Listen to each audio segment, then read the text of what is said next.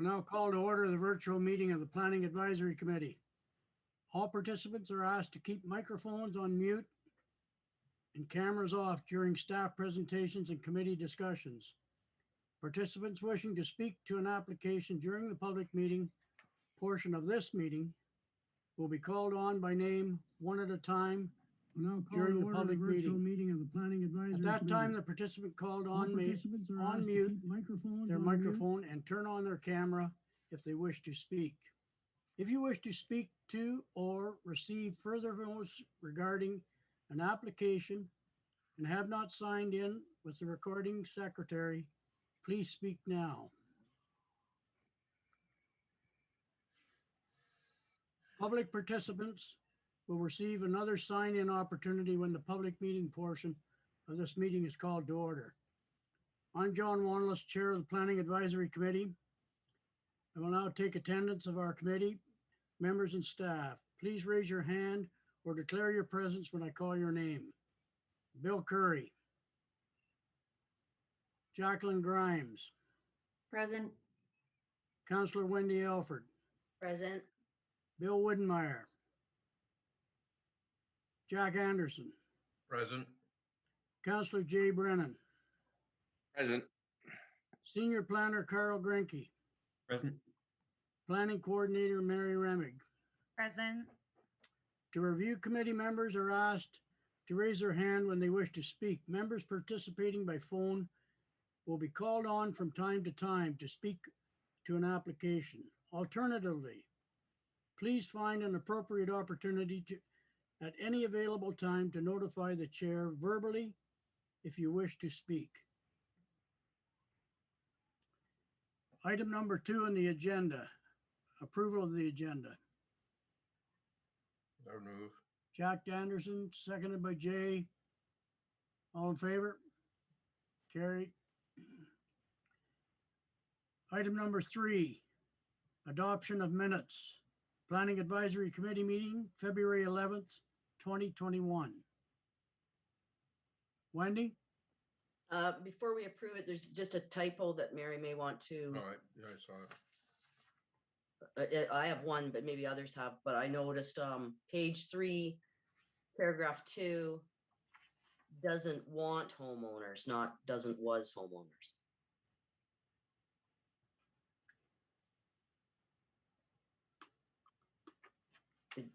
Miriam captured that, I'm sure. Is Mary there? Yes, I have it, John. Okay. Thank you.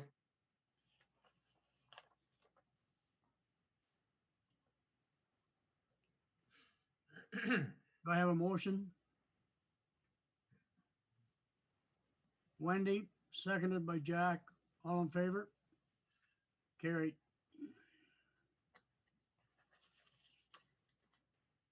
Item number 4, disclosure of monetary interests. Item number 5, public meeting.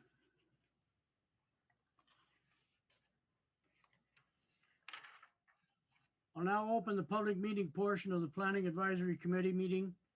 Please be advised you may leave this meeting at any time. Applicants, agents, and members of the public logged into Zoom to participate in this public meeting are asked to please keep their microphones on mute, cameras off until called on by the chair. If you wish to speak to an application and have not signed in with the recording secretary, please speak now. The purpose of the Planning Advisory Committee meeting is to consider 3 applications before us. Minor variance application MV-20-07 for 254-266 Brockville Street to accommodate a widened entrance and a front yard parking on the subject property. Item number 2, minor variance application MV-21-01 for 185 Cars Avenue to accommodate the construction of an accessible ramp in the exterior side yard. And item number 3, applications B-20-07 for lot line adjustment and ZA-20-09 to rezone two vacant parcels fronting onto Percy Street between the intersections of Ross Street East and Lyra Street. Both applications seek to accommodate the development of two 4-unit bungalow townhouse blocks on each property for a total of 16 units. The meeting is your opportunity to provide any feedback on this application, and the Planning Advisory Committee welcomes any questions and comments you may have. We encourage you to do so at this public meeting, as the Planning Act rules suggest that the public's ability to voice objections later in the process may be limited if a written or oral comment is not submitted. The Planning Advisory Committee is the approval authority for minor variance and consent applications. Town Council is the approval authority for zoning amendment applications. The committee will review the applications and any comments or concerns from the public to inform their decision for the minor variance and the consent applications, and their recommendations to council for the rezoning application.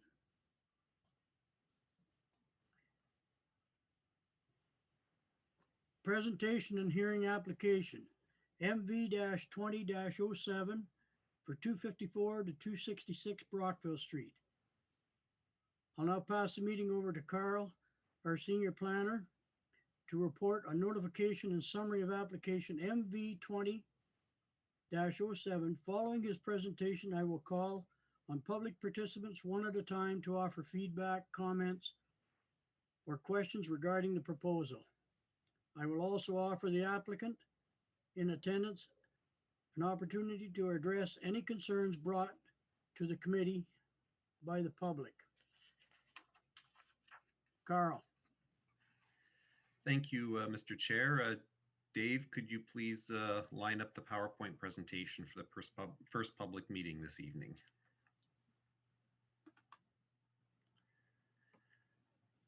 Thank you. So I think I've probably met most people in this in the room, but for those watching at home, my name is Carl Granke, senior planner with the town, and there's three planning applications, 3 public meetings that we're looking at this evening. So the first one is a variance application for 254 to 256 Brockville Street, which is the Settlers Square apartment complex that's underway. A couple of technical items here. Next slide, please.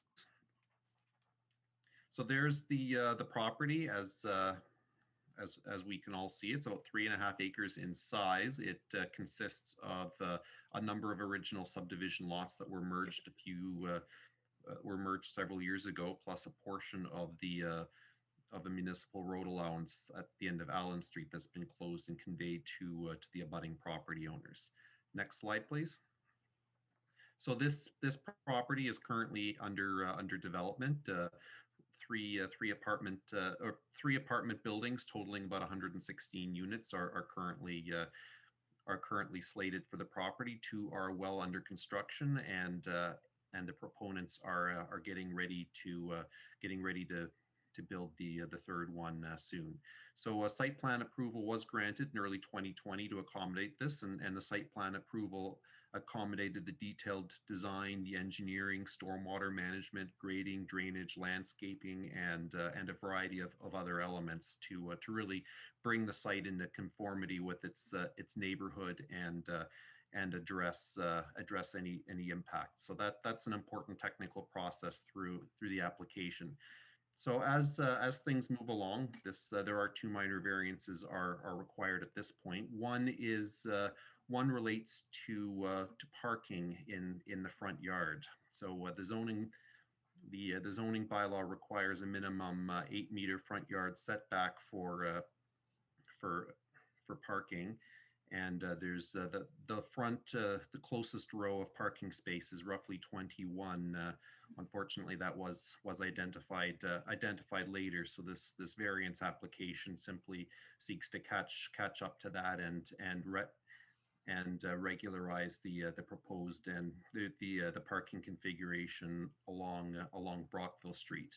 Also, the original site plan was approved to accommodate a single a single two-way in and out ramp to the underground parking that would serve all three buildings. However, as the design process went along, the proponents determined the need to create a second exit, which would happen at the south end of the site, and that would necessitate widening the driveway to include that exit as well as a fire lane. So that would so the previous exit was proposed at 7 meters. The minimum or exit onto Brockville Street was proposed at 7 meters. The minimum under zoning, or sorry, the maximum under zoning is 9 meters, and the variance seeks approval for 10 meters there. So these two technical variances have been applied for and are in front of the committee this evening. Next slide, please.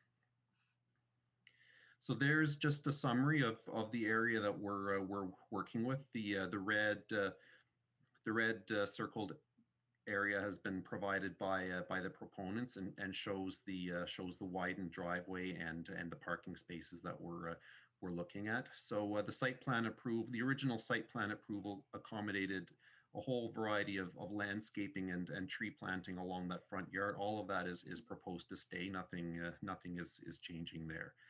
Next slide, please. So, and there's just a reference for the building elevations for the development there. It is fairly similar, but obviously it would need to be tweaked to accommodate that the second way out. Next slide, please. So that's the entrance as it is right now, and the proponents would understand then, of course, if that the variance is not approved for the driveway entrance, then the plans would need to be reconfigured. The site plan would need to be amended to accommodate this if the variance is approved.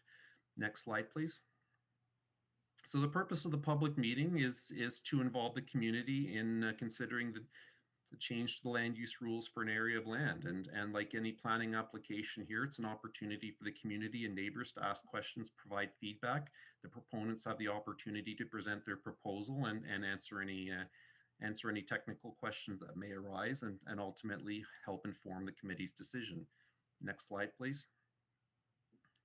So the written feedback that we've received regarding the variance application is from a couple of the review agencies we rely on. Firstly, the Rideau Valley Conservation Authority has no objection to the application. The Department of Public Works and Utilities, their feedback is very important, obviously, as the approval authority for the entrance onto the road. They don't have an objection to the minor variance application. However, they advise that technical consideration relating to stormwater management with respect to the reconfigured ramp would need to be accommodated through an amendment to the site plan agreement, and the Public Works is working with the proponents on that. Next slide, please. So under Section 45 of the Planning Act, there are 4 tests that the committee needs to consider in deciding whether to grant a minor variance. So does the application conform to the general intent of the zoning bylaw? Does it conform to the general intent of the official plan?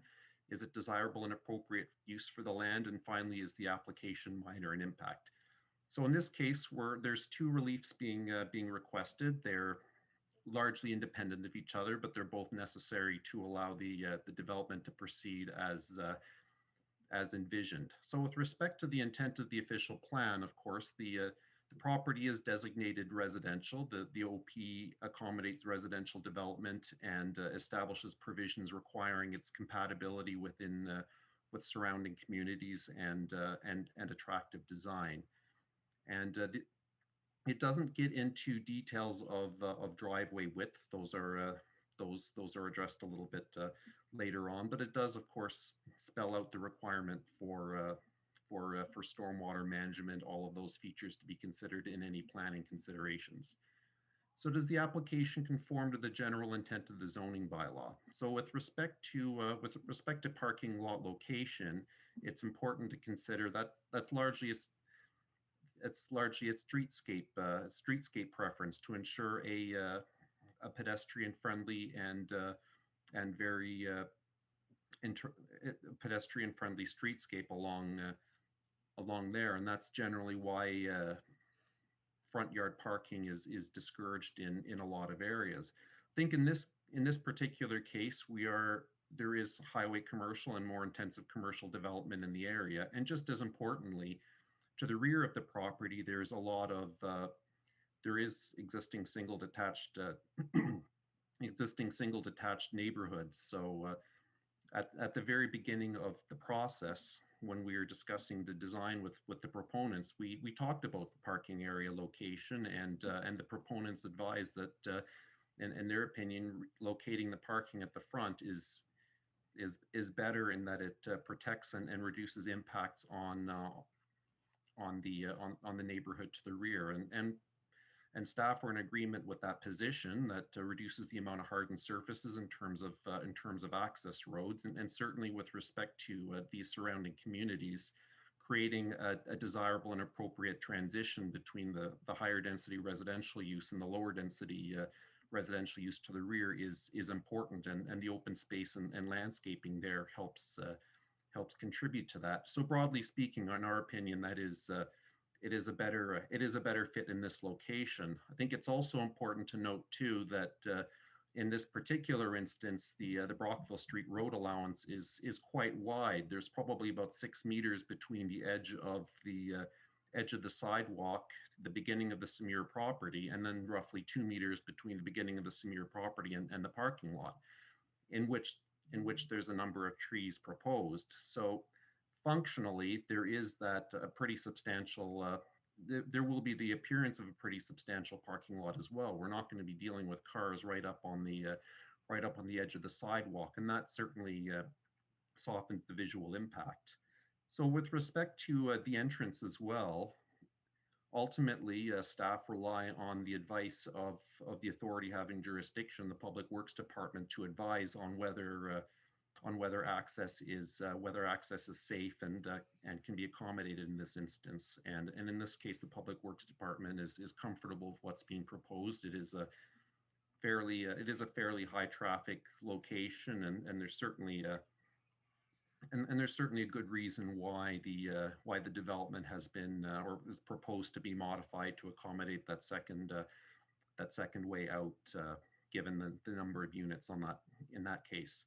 So based on that, in our opinion, the proposal is desirable and appropriate, and also is minor in impact.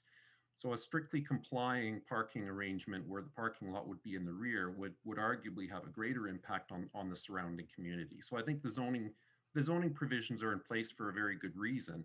But in this case, within this local context here, I think it makes sense to orient the parking and the driveway the way that's being proposed here. Next slide, please.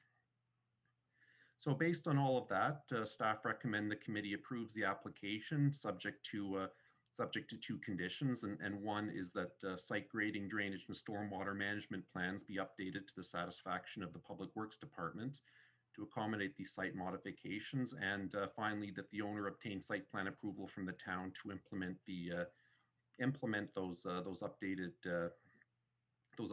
plans as it relates to the revised entrance and the ramp. So I'll pause there, and I'll look for any. I'll let the chair take it from here. Thank you. Thanks, Carl. I will now open the floor to the applicant for any further clarification or comments. Chris?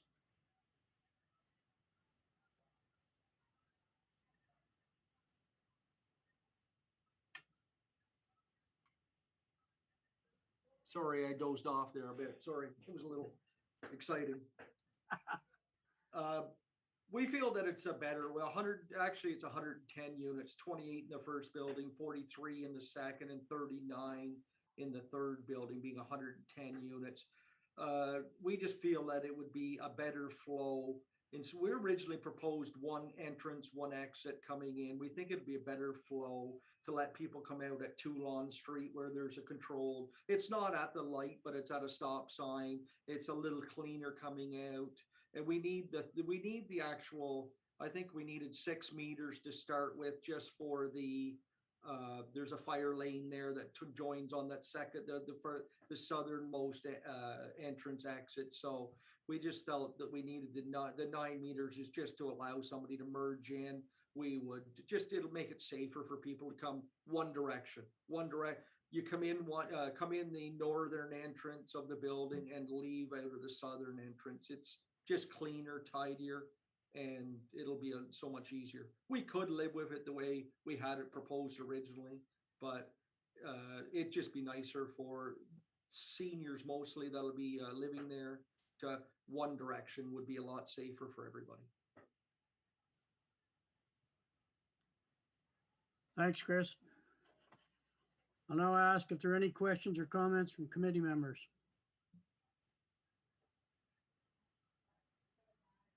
Wendy? Yeah, no, I'm supportive of staff's recommendation. The only reservation I would have had if it were a different site, this is site specific, so is the look of the front of it. It was right across from single family dwellings or something. I might have had a concern with that, but as it's not, as it's on basically a highway, and I think the proponent makes the point that the people on Wood who back onto that will be probably relieved, so sensitive to them. So I think in this particular, where I might have had concerns if this were a different site, I do not have those same concerns because of where and how it's situated. So I'm supportive of staff's recommendation. Anyone else? John, can I jump in one more time? On the Yes, sir. conditions, we're not in favor of going back for site plan approval again. We are, that's redundant. That's silly as far as I'm concerned. If this minor variance, if we can work it out with Troy on the stormwater, there's a minor, it's a red line drawing. It's not, I don't know why I'd have to go back to council again. That makes no sense to me whatsoever. Thanks, Chris.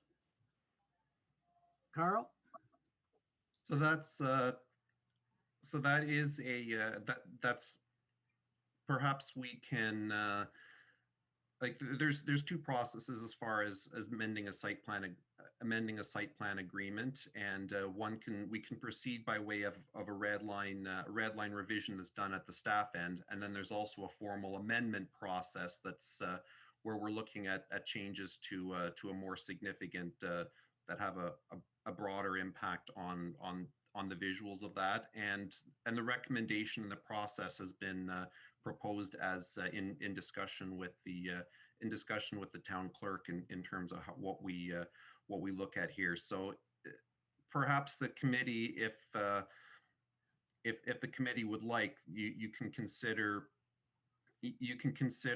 creating it that condition a little bit more flexibly worded to send us back to that to determine how we're going to proceed. But ultimately, I'll take the committee's direction on whether we feel that this is a change that should. If the committee feels that this is the change, especially as it relates to the elevations and the driveway, warrants council approval, then I would recommend you proceed with the conditions as they are. If the committee feels that this is a change that is minor in nature and simply warrants a red line revisions, then I'd recommend the committee adjusts the wording of the condition. But I think in this case, as I understand, we know that we're going to be looking at just the grading and drainage just to ensure that that's everything's still in place. But I think I'll look for the committee's direction on whether you feel this is something that needs to go back to council or whether it can just be redlined. Thanks, Carl. Jay? Yeah, I think that, I mean, I support the recommendation, and I think that what the proponent which mentions actually makes it better. Better for the residents, better for the people that live around there in terms of in and out and that type of thing. So I don't see the need to go through a lot of more red tape, as long as everyone agrees to that. But that would be my view. Thanks, Jay. No, I think a red line revision with an amendment to the site plan agreement is the way to go. Like it's minor. It's very minor. In my opinion anyways. Anyone else? No, I'm fine. No, I'm fine with that, John. John, I agree with that too. A red line revision. Okay, the committee is tasked with making a decision for this application under section 45 of the Planning Act. If the committee is ready to do so, I will now entertain a motion. Jay, seconded by Wendy. All in favor? Carried. Carl? So I'll just confirm the committee's direction then for the second condition, that it gets reworded to a red line rather than a full amendment approval, just a red line approval. Then I'm just confirming that for the minutes. Yes. Okay. Thank you. Thank you very much. That's perfect. Appreciate that. Thanks, Chris. Take care.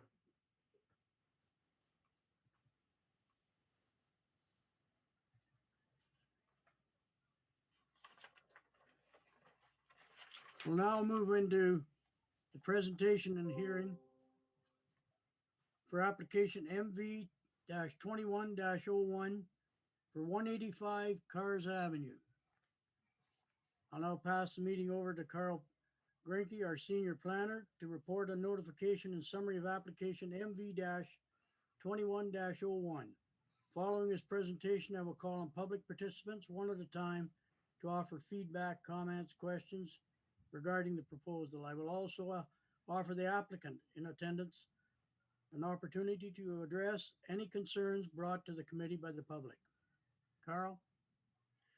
Thank you, Mr. Chair. Dave, oh, you got the presentation already. Excellent. Thank you. So this application is our second variance application this evening, is for a dwelling at 185 Cars Avenue, and the agent for the property owner is in attendance this evening. So thank you, Mr. Levine, for being here. Next slide, please. So this property is a corner lot at the corner of Beach and Cars Avenue. As you can see, it is across the road from a church and surrounded primarily by single-family residential development. There is a multi-residential adjacent and a few others in the area, but it's predominantly a residential neighborhood. Next slide, please. So the dwelling, it does contain a single-family home, and the property is subject to a building permit application for a ramp that was constructed. Unfortunately, it is not. It was constructed and doesn't meet the zoning bylaw. So before a permit can actually be issued, then the committee is called upon to consider a minor variance application to recognize an encroachment. So in this case, as a corner lot, the long frontage is considered to be the exterior side yard. And the zoning bylaw allows encroachments of porches and other non-habitable structures into a required exterior side yard, so long as the structure is no more than 3 meters wide. In this case, we're looking at an accessible ramp that's about 7 meters wide. So while it's been built a little bit into that, it's been built within that permitted encroachment. It's wider than what the bylaw would allow, sort of as that setback encroachment. Therefore, the variance is required. Next slide, please. So there is the site plan that's been submitted with the application, showing the ramp and the house. So there is a fairly substantial cedar tree, actually, and I'm glad they were able to build around that and retain that in the front yard. There's also a larger sugar maple along the side next to the driveway. Next slide, please. So there is there's the house, there's the ramp, and there is the Cars Avenue profile. Next slide, please. So the purpose of a public meeting, of course, is to listen to and understand and hear any concerns or comments from the public as it relates to this application, which will help inform the committee's decision. Next slide. So we have not received much feedback on this application. We've received feedback from our chief building official, who required that a building location survey will be required upon final approval of the building permit, and support this requirement being a condition of any minor variance approval to ensure it is approved as placed, and the applicant has provided some background and justification as to how that setback has been measured. Next slide, please. So a minor variance needs to meet 4 tests as set out under the Planning Act. So does the application conform to the general intent of the zoning bylaw? In our opinion, it does. The site is zoned, or sorry, it's designated for residential development. And while the official plan does not get into details about setbacks, it does prescribe or support a variety of housing types, housing options, and especially accessible housing options to create a broader and more inclusive community. So does the application conform to the general intent of the zoning bylaw? There's some good reasons why we have those provisions for yard encroachments, and that's to allow sort of a common sense addition of a porch or something very small that's not going to really change the overall streetscape, but still get you a little closer to the front or the side lot line than the bylaw would normally allow. So in this case, we're just simply looking at something wider, but within the context here, it's not going to block a sight line. It doesn't seem to be creating any sort of health issues or hazards. The existing tree is retained there, and to provide a little bit of screening. So in this case, a variance seems to be consistent with what the bylaw is intending to regulate. It's desirable and appropriate for the land, and certainly we've heard from nobody who suggests that there would be an impact that's any more than very minor. So based on that, next slide, please. So based on that, we recommend that the committee approves the variance and directs the proponent to simply do what needs to be done to get the building permit finalized. So I'll pause there, and I'll let the chair take back over. Thank you. Thanks, Carl. We have no public participation. So I'll now call Marcel in, and the applicant for his comments.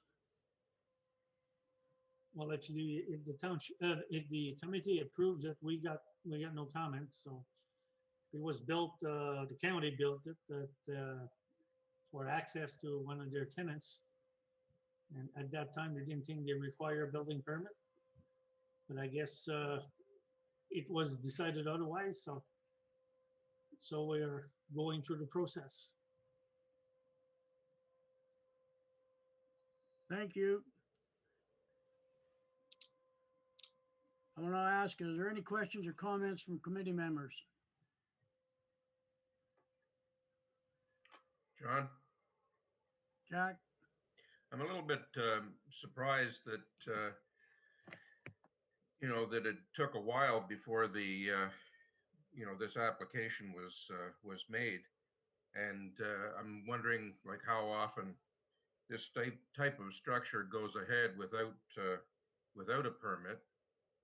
And I wondered if there's a town-specific policy as far as accessible structures such as this. I mean, in the bylaw, we're talking of like porches and something like that, but as accessible structures are going to be more common. I'm just wondering if there is if it's maybe time for something specific that way, or just leave it to whatever is required at the time. Carl? Yes, Carl. Thank you. Good question, Jack. So when in terms of the timing, I guess our discovery of a structure that was built without a permit, where the building official determined that a permit was required, and in this case, we gave the option to, I guess, seek retroactive approval, and we worked with the county and the county to finalize the application over some time, to recognize and recognize and formalize the structure. So that's often what happens when something like this that's fairly small is discovered. There's sort of the option either have it removed or go through the process to have it regularized, and that's the step they took. In terms of the provisions for the ramp, that's a good point, and actually now is a very good time to be raising that, Jack. We're actually in the process of reviewing and updating our zoning bylaw over the coming years. So there's no provision in the bylaw right now that creates the sort of exception or allowance for this sort of encroachment, but actually the Planning Advisory Committee is going to be involved in providing some advice to our upcoming consultants on the zoning review. So I think it's a great opportunity for us to look at whether a broader encroachment exception provision like this can be included in the next in our future zoning bylaw. Thank you. Thanks, Carl. Wendy? Yeah, I think this on several levels, Jack's right, that if you're naming enclosed porches and stuff, we should probably look at adding this type of structure to the bylaw, and that'll probably be done. This also speaks to some of the town's other goals in terms of inclusivity and accessibility. So I support staff's recommendation on this. Thank you. Anyone else? Jay? No, just ditto.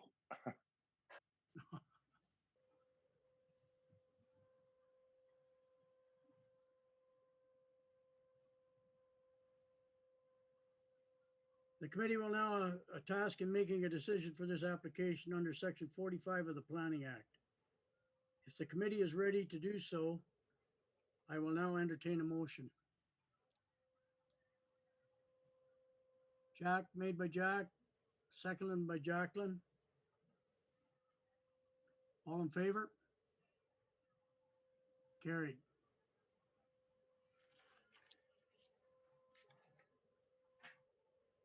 Thanks, Marcel. Thank you very much.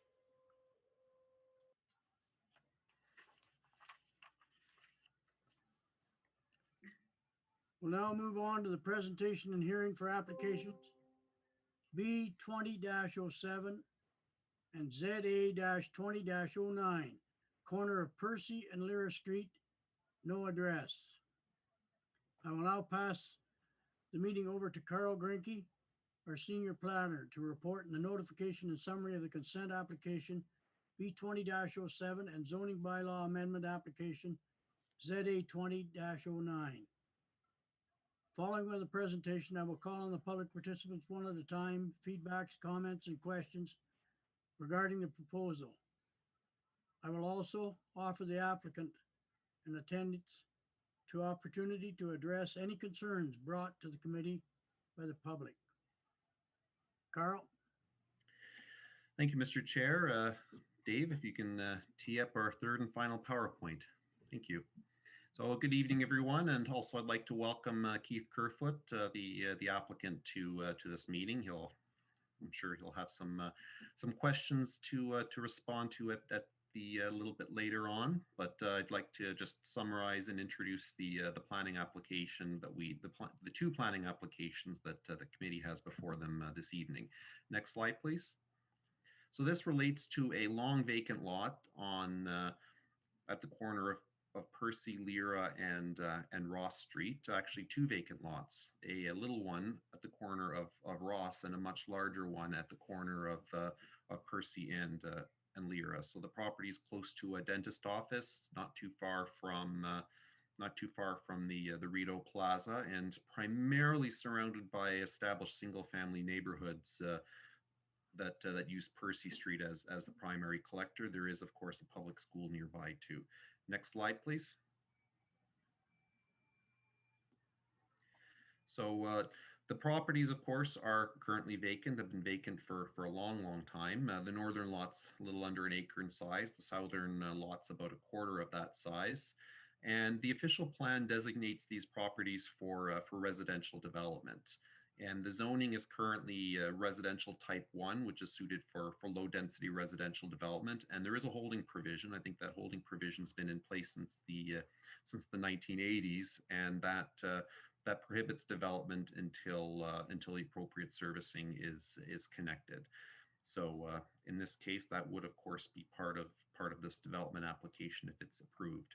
So the property owner proposes to develop a total of 16 bungalow-style townhouse units in 4 blocks across the 2 lots. Next slide, please.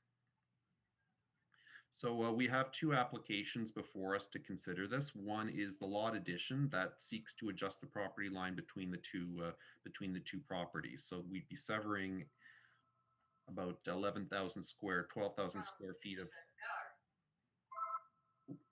We'd be severing about 12,000 square feet of land with the.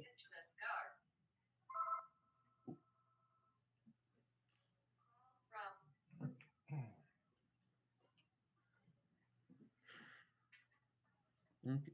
So we'd be severing the parcel and essentially moving the lot line north to create 2 properties of comparable size to allow 2 townhouse blocks per property. Next slide, please. So that's broadly what it would look like. The lot line would get adjusted left to right, so there'd still be the same 2 lots that we've had before, but they'd be roughly equivalent in size. Next slide, please. The other thing is the zoning application, of course. So the application, the process would lift the holding zone and proposes to rezone both properties to the same residential type 5 special exception zone. So residential type 5 that's the zoning we have in place for most of, say, Bellamy Farms area, the Kevlar development that's under construction right now. It's the only zoning category we have that allows planned unit townhouses. So in this case, they would all be single story bungalow style. They'd be sharing driveways onto the collector road. So the proposal also seeks a couple of site-specific special exceptions. So in this case, the zoning bylaw requires 6-meter interior and exterior side yards within the residential type 5 zone to accommodate townhouses. But in this case, so what that would mean here is that the buildings would need to be 12 meters, 40 feet apart, even though there's 2 blocks right beside each other. So in this case, they're proposing to reduce some of those setbacks to better accommodate development on the lot and not require them to be spaced as far apart from the lot lines as they would be otherwise. Next slide, please. So that's broadly speaking what it would look like if that's approved. You can see the 16 units all in a line, and each rear yard is proposed to have a little bit of a privacy, a rear privacy area for each of them, and a fairly substantial setback from the neighbors to the rear on Lyra Street. And if the zoning is approved, then we can go through a process where through the site plan process where we require the appropriate screening and buffering, landscaping, trees, those sorts of things to create that visual transition. Next slide, please. So that is a conceptual elevation of what's being proposed, what it would look like. So of course, this is not this is subject to change as the process moves forward. Next slide, please. So a planning justification report was provided along to justify the application within the context of our official plan and zoning bylaw. That was provided by Mr. Kerfoot's consultant planner. Concept elevations and plan have been attached to this report, as well as a servicing brief that demonstrates adequate servicing capacity and addresses stormwater and drainage. So of course, those were required to substantiate and justify the principle of a higher density residential development at this location, and then the actual servicing details, the securities, all of that would be addressed at the site plan stage. Next slide, please. So there is the site. It was cleared a couple of years ago, and a number of mature trees were left on site. Many of those, unfortunately, are ash trees ash trees and elm trees, of which we're losing a lot of them. So I'm not sure how many of those are going to be able to be retained as part of the development, but certainly we look at a tree replacement through our new tree canopy preservation plan. And then of course there's an established vegetative buffer along the rear lot line facing the homes on Lyra Street. Next slide, please.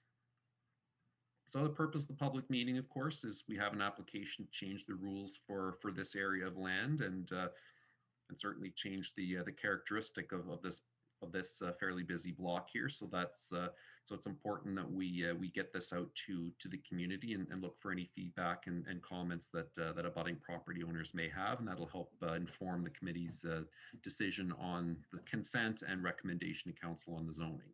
Next slide, please. So consultation, of course, is an integral part of the process.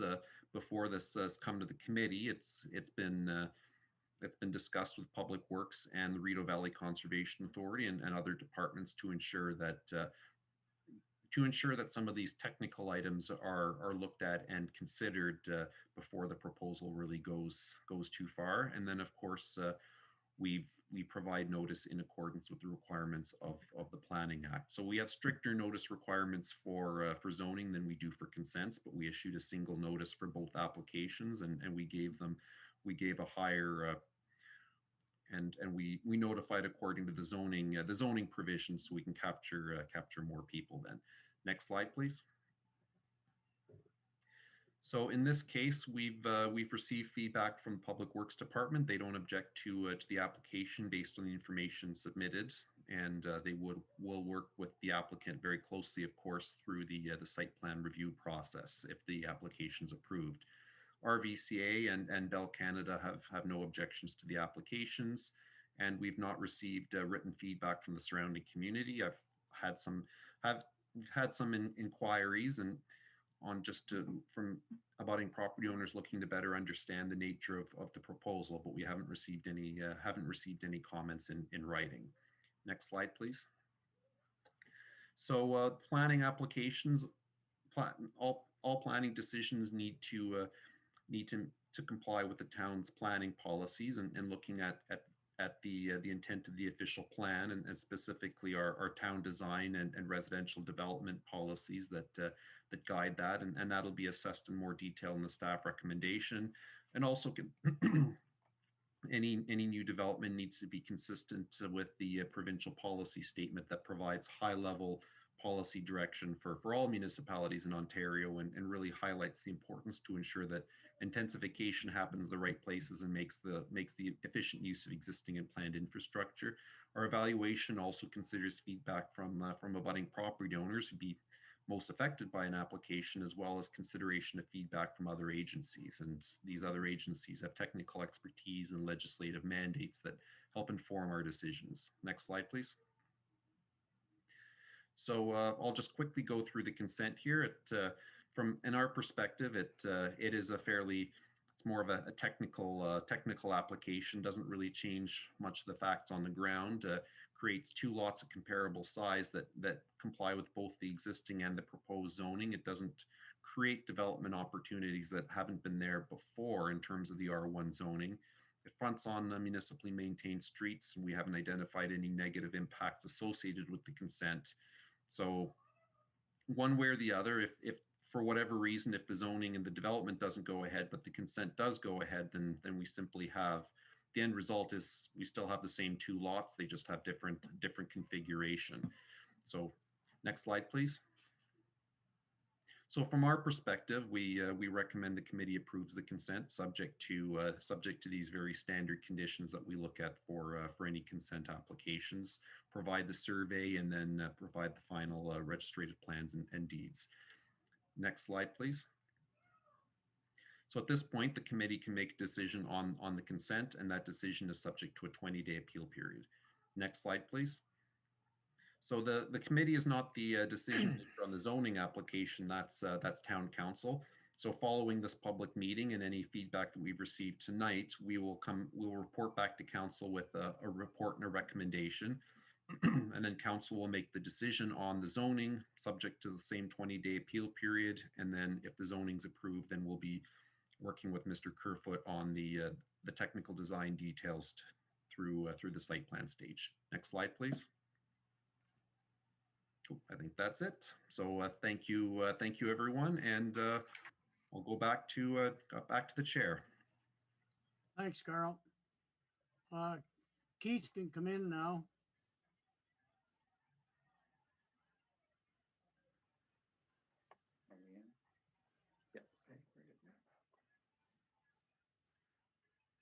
We have no public participation, so I'll move right into, I'll open the floor to the applicant and for any comments that you have, Keith. I think Carl did a fantastic job in laying it out. I'm not sure where I can add to make it more clear of, you know, what we're planning. John, is there any questions from the floor or? Yeah, well, we can go there, and if you want to, if they have anything, maybe you could answer them then if. Yeah.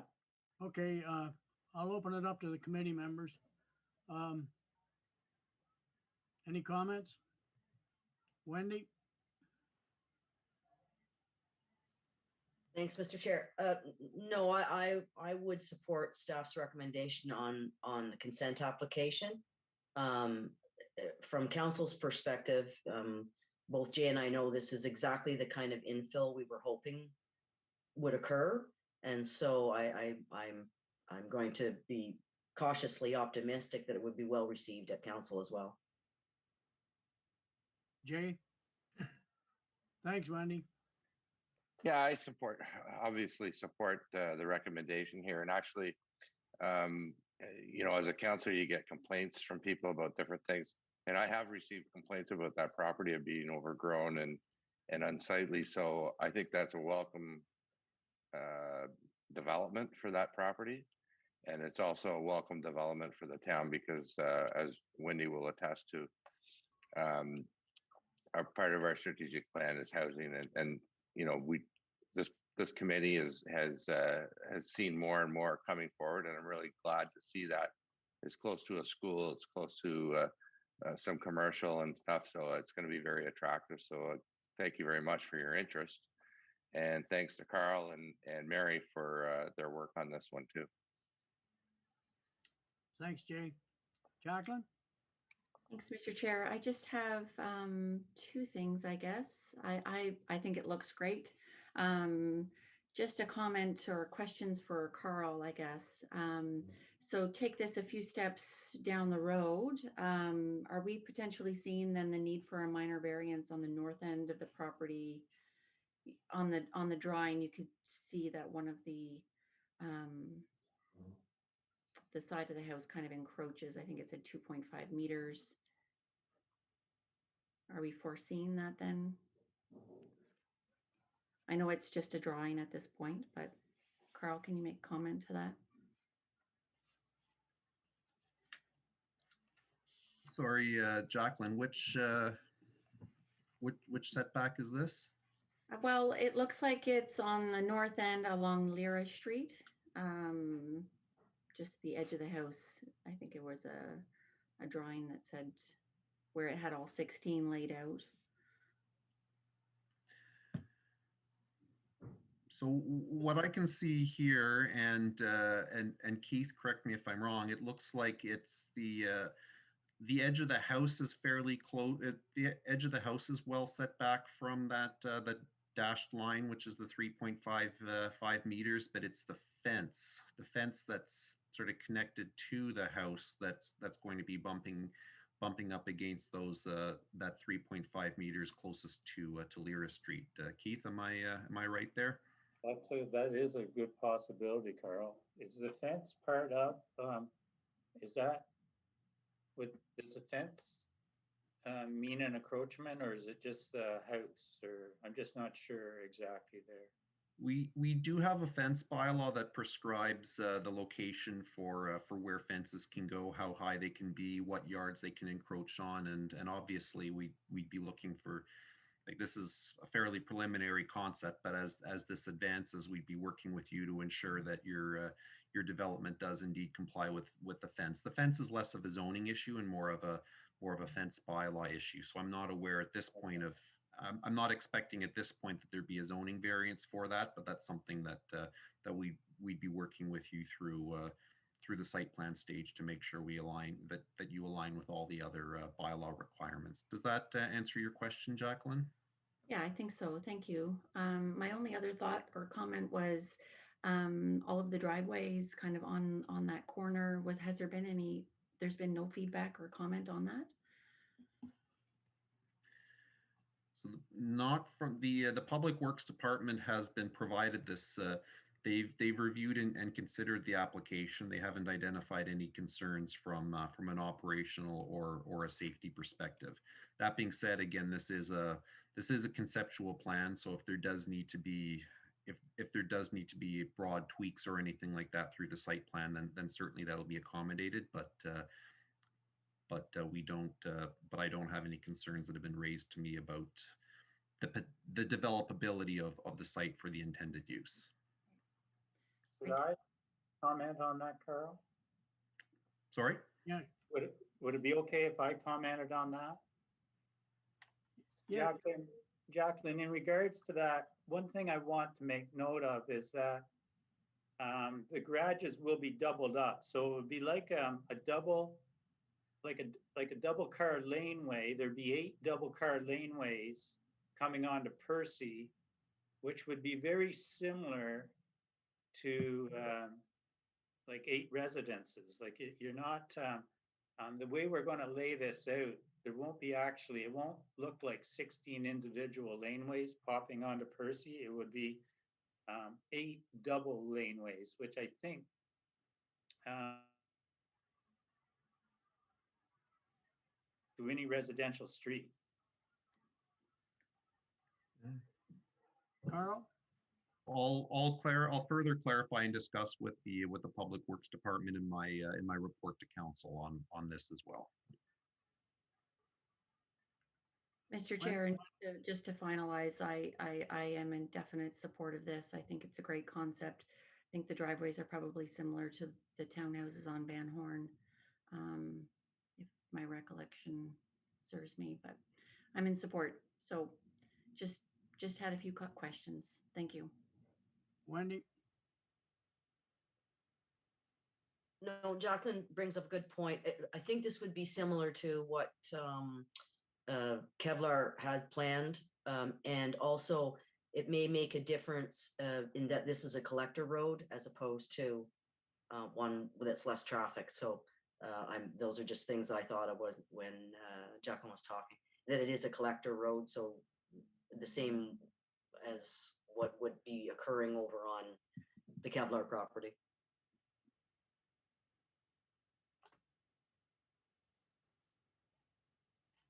I have a point here, and it goes back to the fence, those privacy fences off the rear of the buildings. Like, I see no problem with that end unit at Lear Street. It's well within the property. And it's just a privacy fence that's attached to the back of the building. They don't run the full length of the lot, do they, Keith? No, we're thinking, John, 20 feet or so, just enough to kind of indicate your own backyard.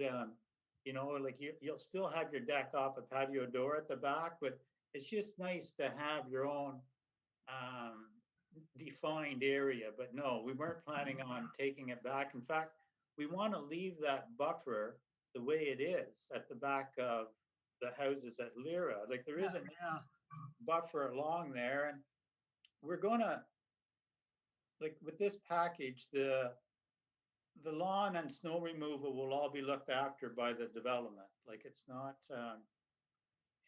it's going to look good, you know? Okay. Thanks, Jay. Yeah, the fences and all that stuff, that'll be addressed at site plan. And Carl, you can correct me if I'm wrong. we're approving the concept here, and we all think it's a good concept. I think I'm hearing that, and once we get the site plan, all those technicalities will be addressed at that time, I think. Carl? Carl?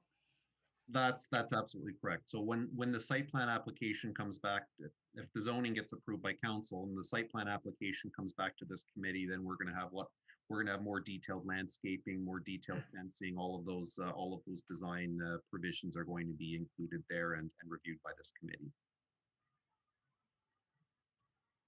Thanks, Carl. John?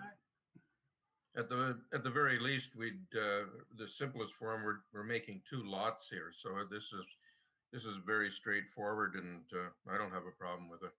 I support it.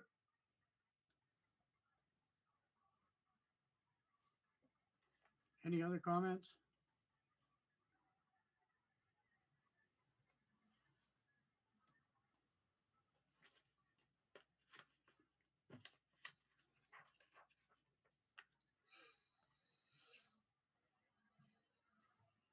I'll now go to the committee to ask with making a decision for the application under section 53 of the Planning Act.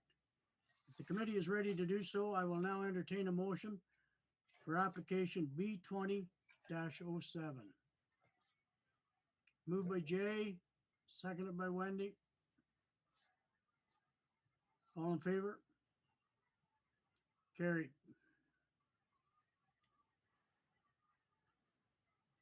I'll now ask the committee with making a recommendation to council on the zoning bylaw amendment application. If the committee is ready to do so, I will now entertain a motion for application ZA-20-09. Moved by Wendy, seconded by Jack. All in favor? Carried.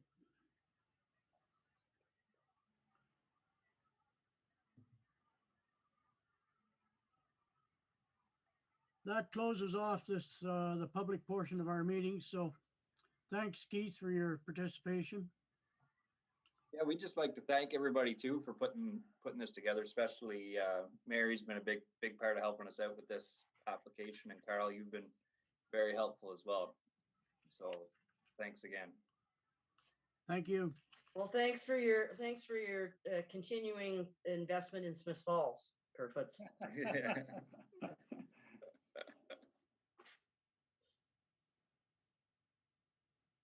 We'll now adjourn the public meetings. This concludes the public meeting portion of the Planning Advisory Committee meeting. We will now move on to the next item on our agenda. More.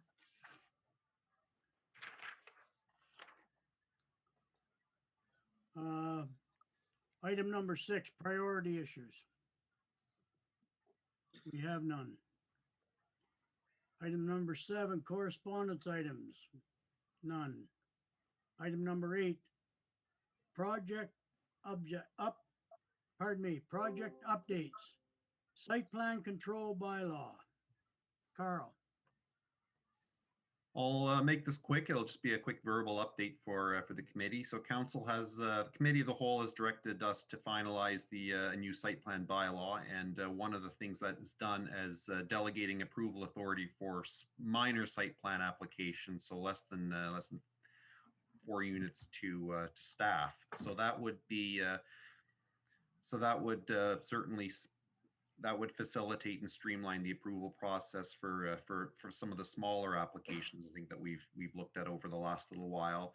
And I'm just looking for I didn't cover this in the bylaw since this is more of an operational decision, but in my mind, and certainly you can jump in if you see it another way, in my mind, I would continue to take these minor site plans to PAC. We meet once a month, and wherever we are in the process, I'll fit that in if it's early in the process or later in the process. But I value the committee's feedback on landscaping, on design, those sorts of things that come in our way. So unless the committee feels otherwise, my expectation is I would still be taking these minor site plan applications to you for quick for a quick look through as well.